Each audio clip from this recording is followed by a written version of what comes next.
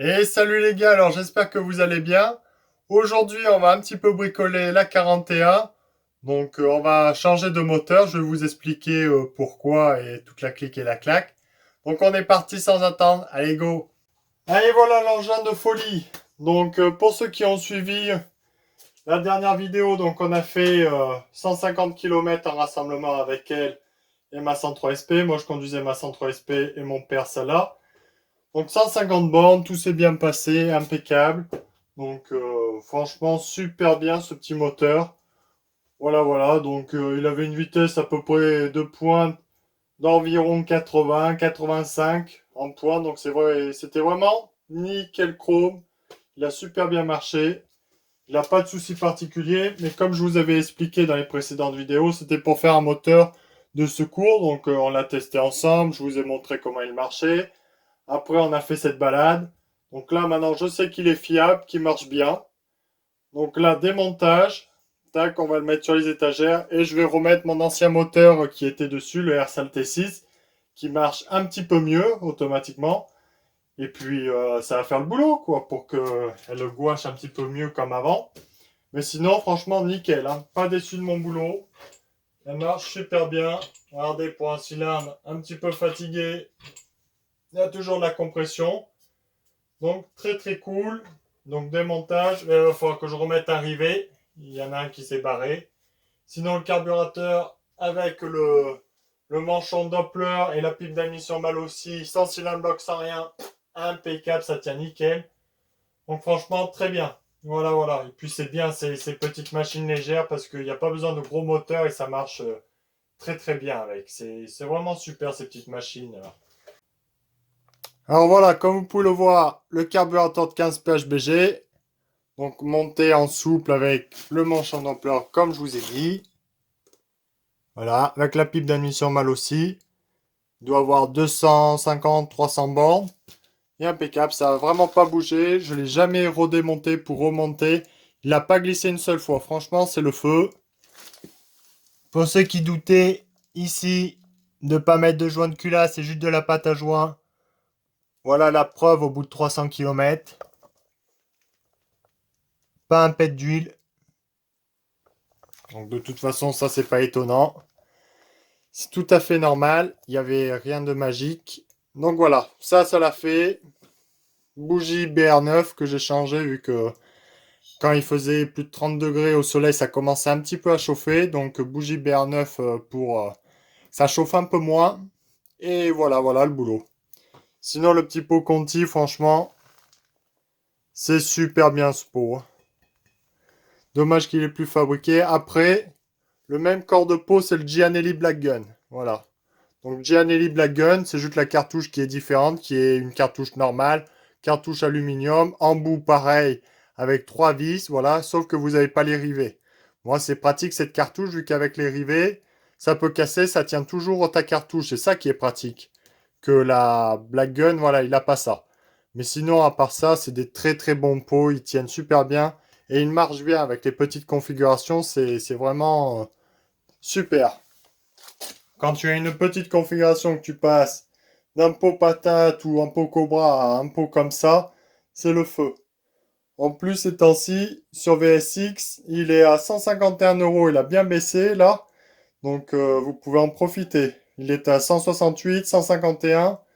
Et là, vous n'en serez pas déçu de ces pots d'échappement. C'est vraiment très très bien pour les petites configurations. Voilà, voilà, le petit instant pub. Allez, je suis parti. Donc là, tu vois, j'ai mis des câbles parce que le ressort de l'autre côté, ça avait cassé. Tu vois, donc vu que je les avais tordus, ils n'étaient pas assez longs. Donc ça avait cassé.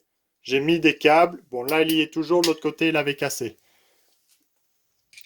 Mais sinon, des câbles de secours. Comme ça, si tout se casse la gueule à partir d'ici, si ça tient pas, tes câbles, au moins, ils te retiendront tout. Ça évitera que le pot tape par terre et que tu fasses un plongeon, tu vois. C'est pas mal sécurisant. Ça fait pas super beau, esthétique, c'est sûr. Mais si ça peut t'éviter une gaufre, toujours ça de gagner. Moi, je fais ça maintenant. Comme ça, je suis tranquille. Même si jamais je me suis pris de gaufre à cause de ça, mais bon, c'est toujours bien. Après, je me suis acheté le petit tire au sort qu'on me disait depuis un petit moment et c'est vrai que c'est bien pratique. T'as plus de prise. Au moins, ça évite que ça casse. Et voilà, un côté. Ouais, je sais, à la mode MacGyver, un gros fil de fer parce que je suis trop court. Ah là là là là. Voilà, ça c'est fait. C'est bien pratique, hein. Ça te change la vie, les tirs au sort. Ok, je vais passer de l'autre côté, j'enlève le pot. Le pot d'échappement est enlevé. Donc ça a été très très rapide.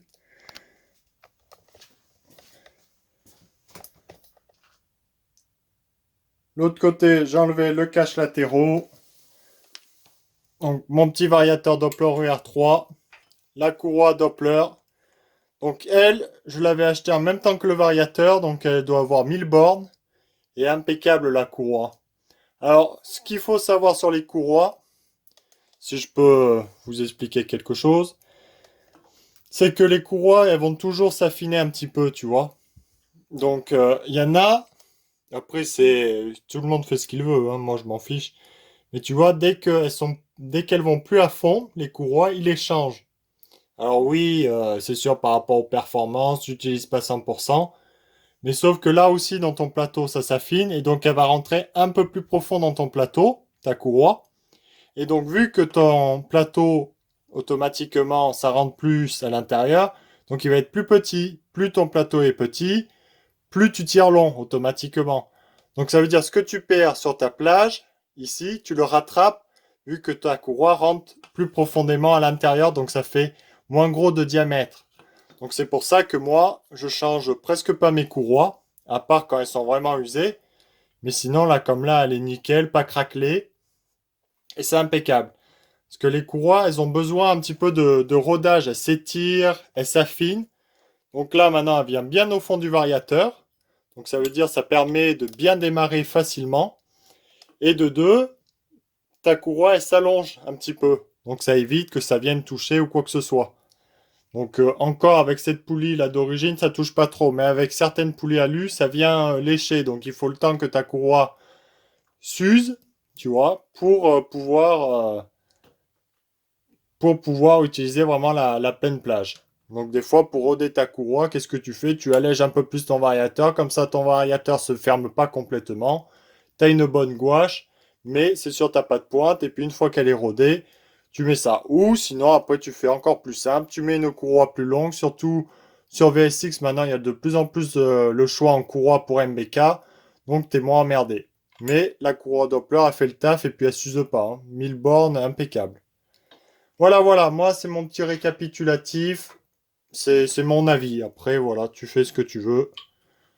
Chacun a sa méthode de toute façon. Sinon, le variateur, lui à l'intérieur, voilà, tu vois, il y a des petits bouts de nicasile qui commencent à sauter à des endroits en bas, tu vois, au ralenti. Et encore, ça, c'est pas un variateur avec roulement au milieu, tu vois, mais quand tu démarres la mobilette, vu que je suis en prise directe, donc tu as un petit patinage. Donc tu vois, mon variateur à 1000 bornes, ça commence un petit peu à sauter en bas.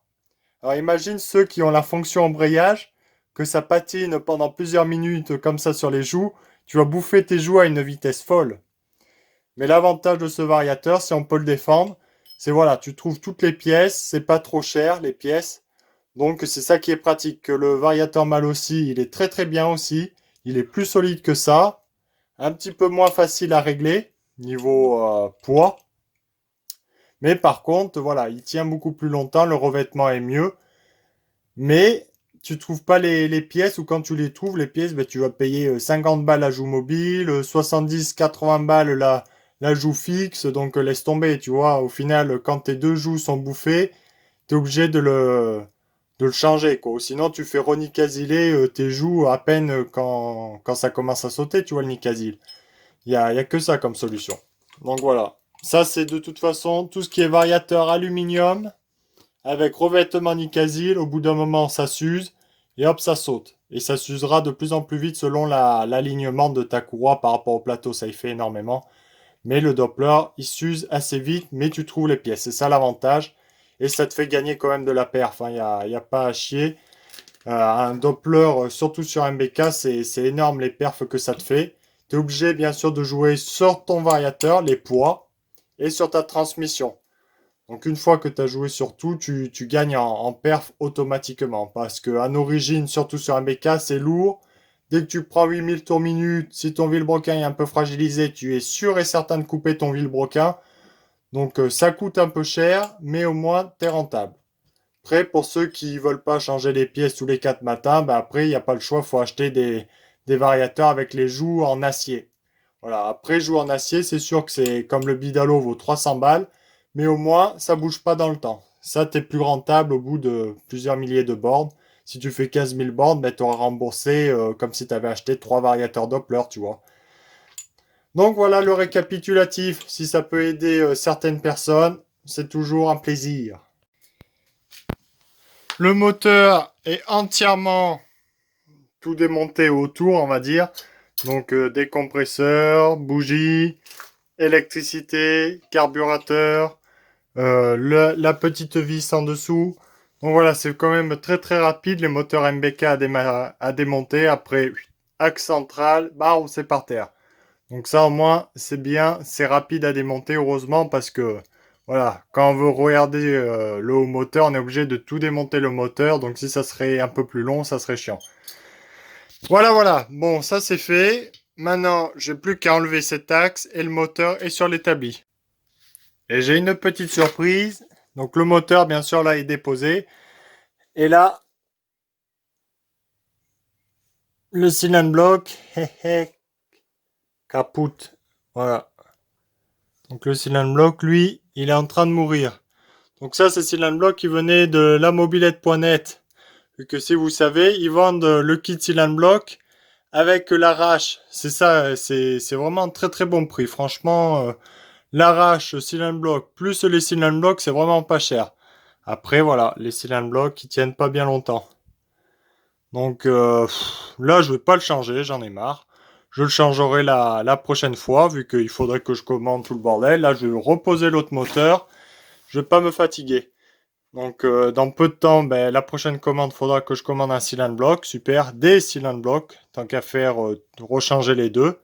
Voilà, et puis je prendrai les Polestra sur VSX à 12 euros le cylindre block. Ils sont chers, mais au moins ils ne bougent pas. Donc voilà, il faut mettre le prix, il n'y a pas le choix. Le moteur est sur l'établi. Donc écoutez, impeccable, ça s'est bien déroulé pour le démonter. Là voilà, ça a craché un peu d'huile. Nickel. À l'intérieur, elle est super bien, mais pas bouger. Ça tient en équilibre.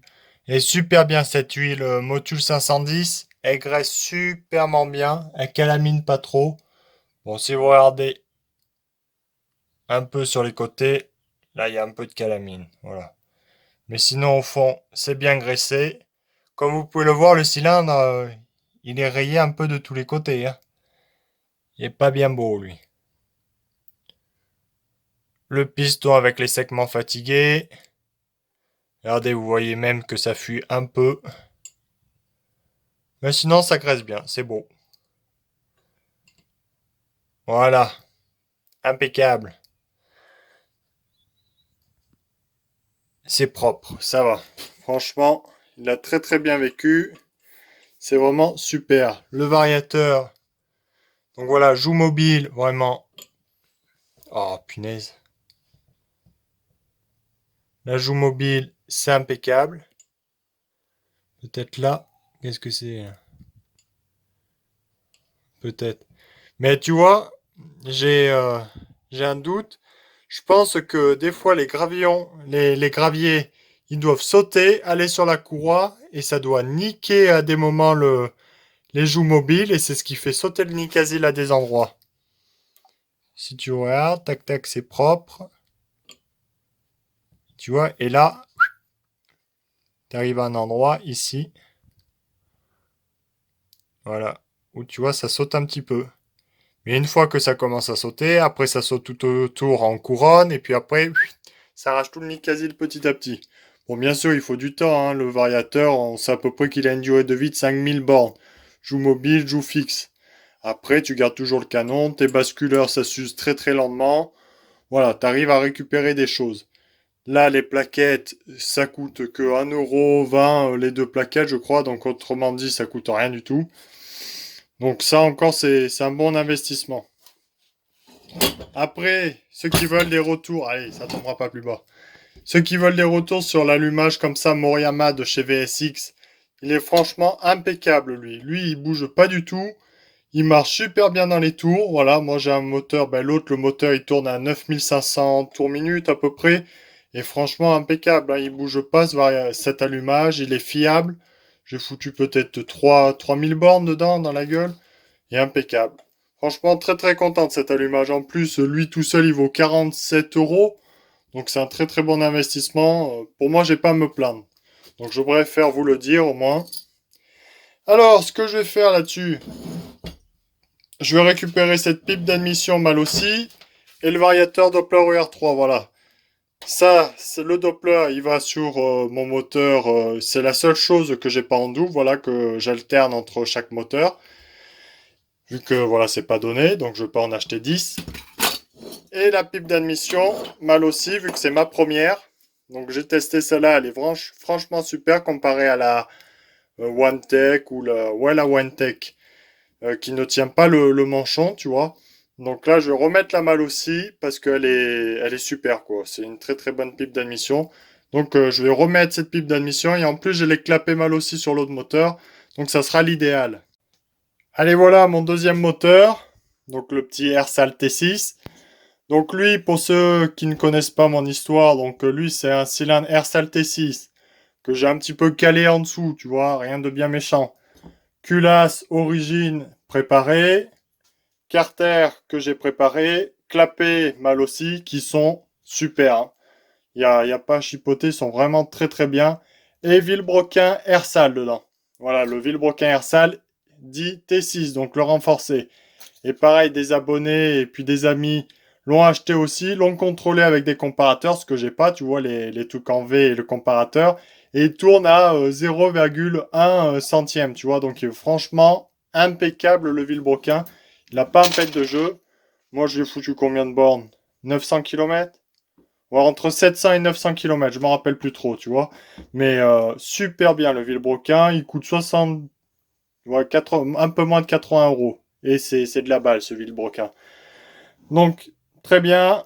L'allumage, comme je te disais, le Moriyama, voilà, de chez VSX aussi. Donc, j'en ai deux. J'ai lui et lui. Donc, deux. Celui-là, c'est celui que j'ai testé le plus longtemps. Et va très, très bien. Donc, voilà. Mais écoutez, donc voilà la pipe d'admission OneTech que j'ai montée, donc qui est lisse. J'avais essayé de faire une gorge, mais ça tient pas. Que elle est en diamètre 25 par extérieur. Donc automatiquement, tu mets tes penchons et ça rentre en force. Que lui, il fait 23 et quelques, 23,80. Et donc ça tient pas, c'est lisse et ça tombe. En plus, l'intérieur, c'est poli, donc pas super pour les gaz et c'est pas aligné par rapport au clapet. Donc voilà ce qu'on va faire. On démonte les deux pipes d'admission, on démonte le variateur et on remonte ça là-dessus et on remonte sur la machine. Impeccable. Donc c'est parti pour démonter. Donc moi j'ai ma petite percuteuse là, boulonneuse électrique de chez Parkside. C'est franchement super, hein. Ça c'est le feu. Bon, par quoi on commence? Hop, hop. Du 11, du 10. Ça tombe un peu plus bas.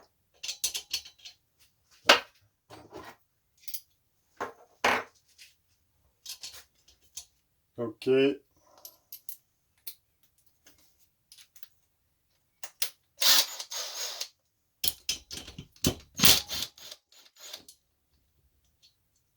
En plus, celle-là, elle sert pas trop fort, donc c'est vraiment l'idéal.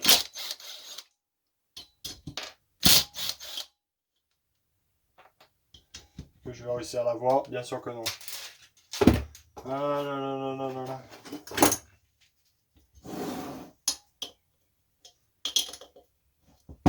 Allez.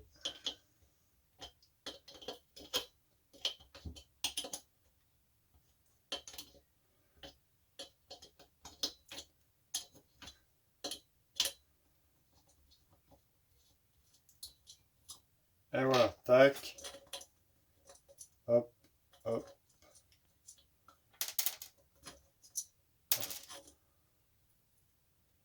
Allez, voilà. Donc, ça, la pipe d'admission Technics, vous la connaissez, elle est très très répandue. Donc, intérieur, pas beau. Plan de joint à chier, faut tout reprendre. Et elle tient pas vu que les mesures, c'est plus gros, plus petit. C'est voilà, c'est une production, mais bon, elle vaut 7 euros. Donc, pour ceux qui n'ont pas trop les moyens et pour dépanner, ça arrive à faire le job. Là, mes gros clapets mal aussi, qui sont vraiment super de chez super ceux-là. Donc tac, ils tiennent bien en plus. Je vais vérifier à l'intérieur, bien sûr. S'ils sont bien fermés, qu'il n'y a pas de jour, que les lamelles sont propres. On va prendre un petit tournevis.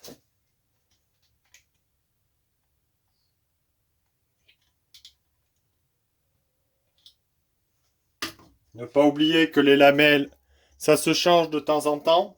Voilà, pour pas que vous ayez des lamelles qui cassent et qui viennent bousiller votre moteur, même si encore c'est du carbone ou de la fibre. Donc ça va pas trop endommager le moteur. Mais pensez bien à les remplacer, ça vaut pas cher les feuilles carbone. De temps en temps, vaut mieux prévenir.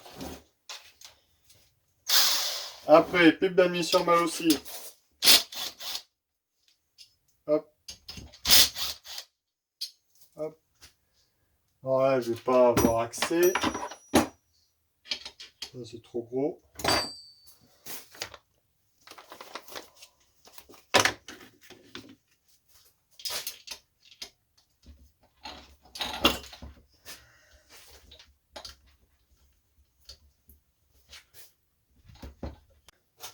Et voilà, pipe d'admission démontée. Vous voyez le trou que ça fait. Comparé à des origines, vous voyez, vous avez la marque. Donc bien sûr, ça faisait des perturbations, mais pourtant le petit kiki il marchait là. C'est impeccable. Là, voilà ça. Donc l'autre était un peu décalé, comme vous pouvez le voir, la technique, ça OneTech, donc ça alimentait pas sur le côté, ça alimentait un petit peu en dessous et ici sur le côté. Vous voyez, donc c'était pas du tout optimal. Donc là, j'ai juste un petit peu à découper, mais au moins c'est bien pratique quand le joint est collé. Tu vois. Merde, c'est pas le bon cutter. Ça, voilà. Là, t'as plus qu'à reprendre et c'est plus pratique. Le joint, bien sûr, je le change pas. Putain, j'ai pas la place. Hop. Allez, poulet. On va essayer de ne pas le faire tomber. Ok. Tac.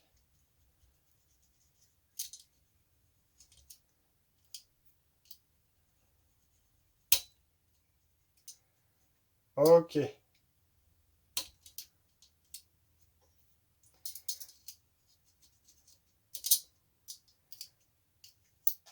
Donc là, c'est tout propre.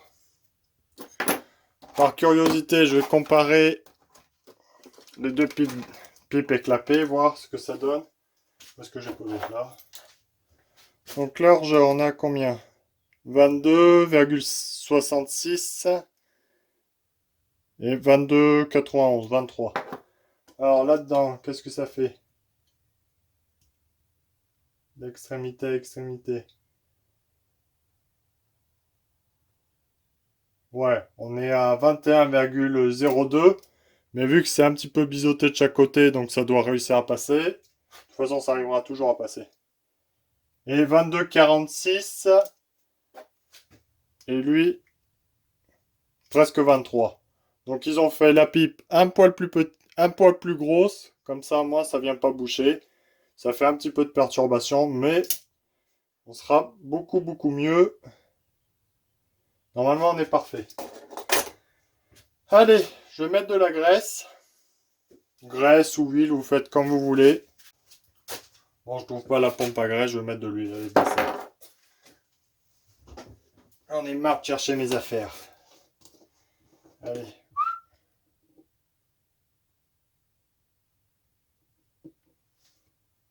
Donc là, moi je prends toujours de l'huile de merde là pour monter les moteurs. Ça va impeccable. Et voilà.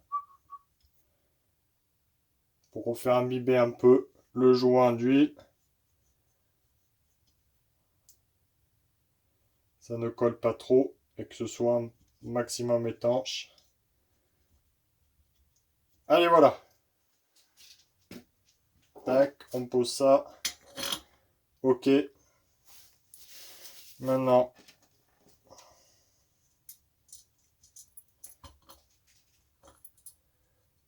hop là. Hop là. Là, il n'y a vraiment pas de place. Hein. Punaise, je vais réussir à le passer ou merde? C'est incroyable.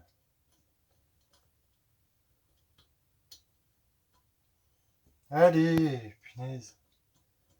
Ça m'énerve bien, ça. T'es obligé de tourner comme pas possible les pièces pour que ça réussisse à s'enclencher. C'est un truc de fou. Allez, punaise.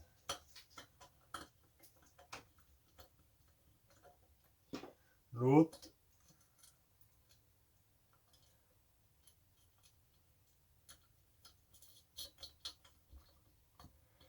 Ah, c'est pas évident, hein. Punaise. Allez.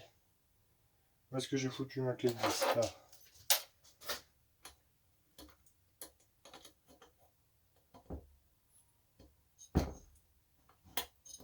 C'est quoi ce 10 de bâtard là?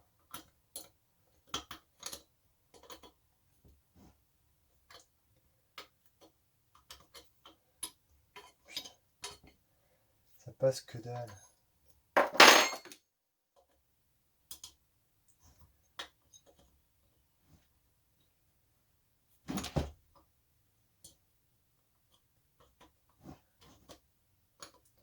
L'écrou qui touche un peu l'aluminium, donc ça fait forcer.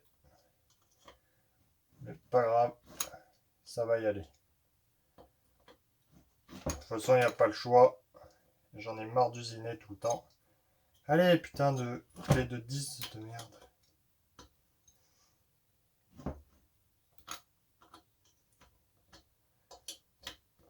Voilà.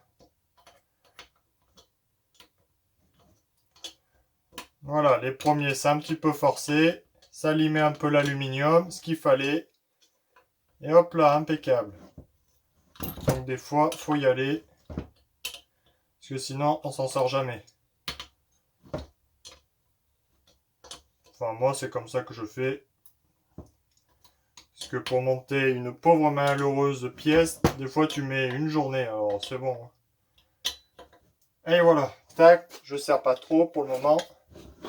L'autre, c'est pareil. Ça touche un peu. Ah, ce chantier, là.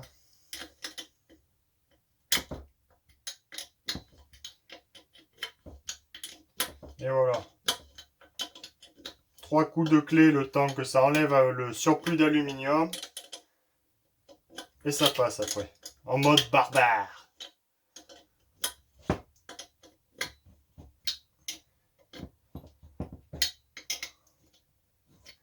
Tac. Voilà, j'ai rapproché. Je serrerai à la fin maintenant. Tac.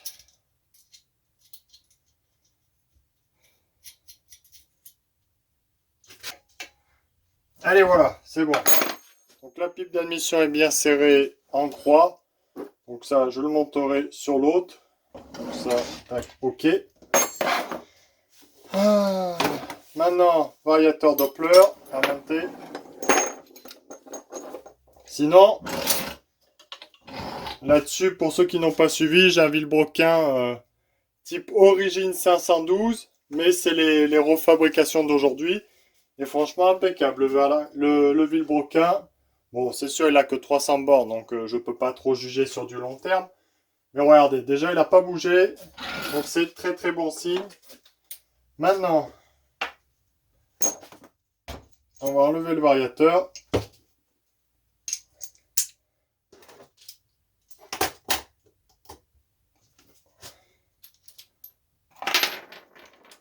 Donc là, au moins sur ces variateurs, c'est simple d'enlever. Ça te change la vie comparé aux variateurs d'origine où tu as des clips, ceci, cela. Oh là là, c'est bien chiant. Là, je serre, je desserre.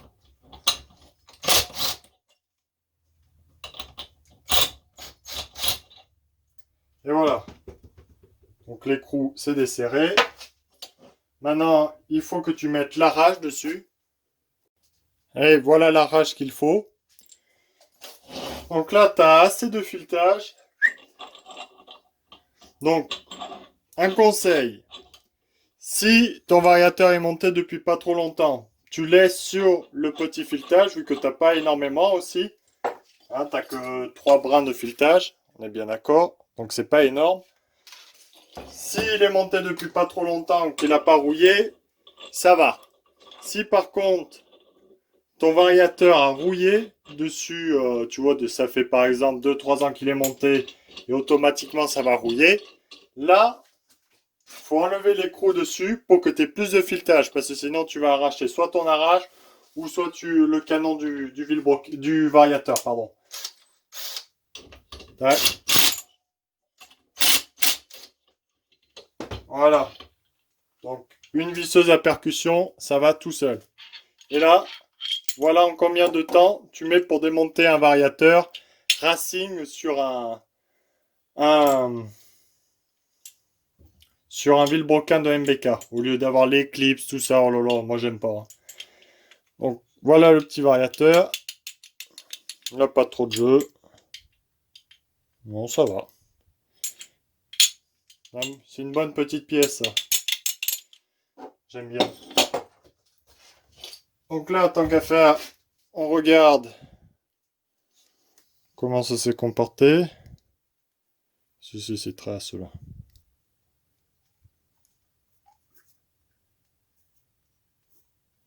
Sinon, nickel. Il est beau. Allez, voilà. Ça, c'est fait. Maintenant, montage. Tac, tac, tac. Ni plus ni moins, c'est très simple. Donc, tant qu'à faire, tu vois si ça manque pas de graissage. Non, moi, je mets toujours un peu de graisse là-dedans, là. Un tout petit peu, hein, parce qu'il faut pas que ça aille sur la courroie.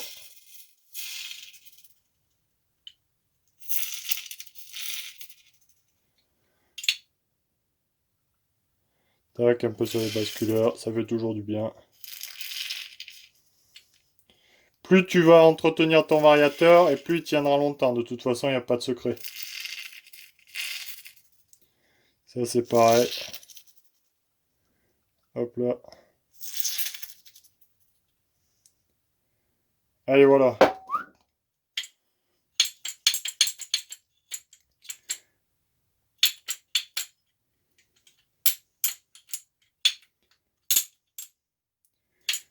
Allez, tout seul. Là, tu vois, et là déjà, il a mordu, tu vois. C'est comme un allumage, ni plus ni moins. Donc là, il est pris dessus. Maintenant, ton écrou que tu remets dessus. Donc moi, je serre avec la péteuse, hein. Je ne me prends pas la tête. Hop, des coups sympas. Je sais, il y en a, ça leur plaît pas, mais bon. C'est mes pièces.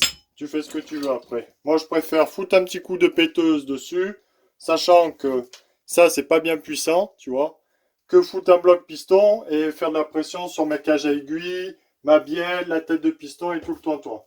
Chacun est libre de faire ce qu'il veut, mais voilà, il y a plusieurs méthodes. Moi, jamais j'ai cassé de pièces en faisant un tac tac tac comme ça. Il faut savoir serrer correctement, pas comme un bourrin après.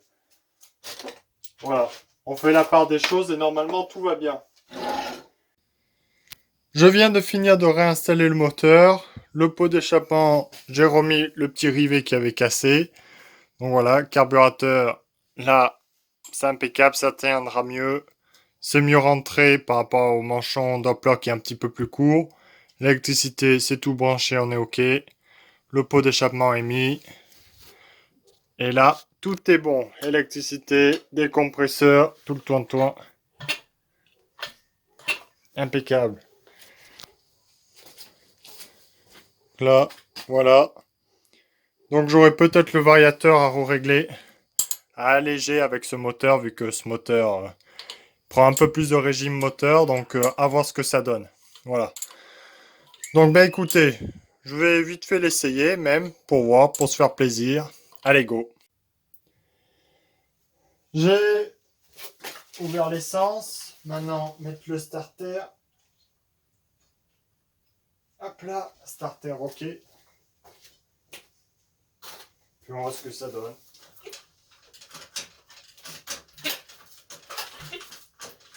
La courroie qui patine. Faut décompresser.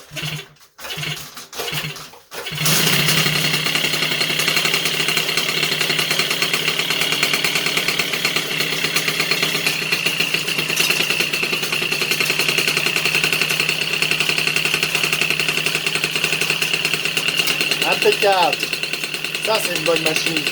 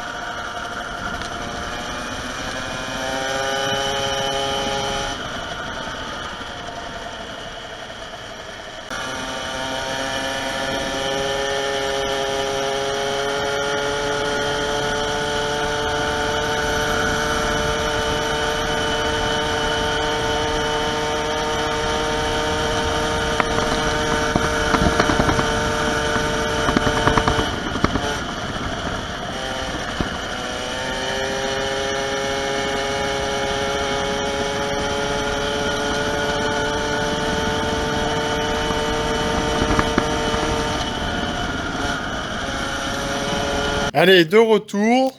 Donc écoutez, vous avez pu voir comment ça marche. Donc en 11 par 52, c'est trop court, quoi. Avec cette machine, c'est presque dangereux.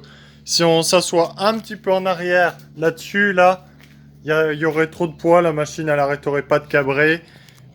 Faut aller doucement sur l'accélérateur, surtout en sortie de courbe, pour pas que le QI glisse. Voilà, 11 par 52, c'est un petit peu trop court, c'est pour ça, moi je la bridge, je la mets en 13 par 52, comme ça elle a de la pointe, elle a bien de la longe, et elle est moins nerveuse, quoi. On arrive à bien la calmer, c'est l'idéal. Et encore, le variateur, voilà, là il est quand même un petit peu lourd, donc heureusement, parce que sinon ça serait pire, mais ça marche très bien. Et comme vous pouvez le voir, pipe mal aussi, manchon Doppler, impeccable. Allez, j'espère que vous aurez aimé la vidéo et puis à très bientôt. Salut!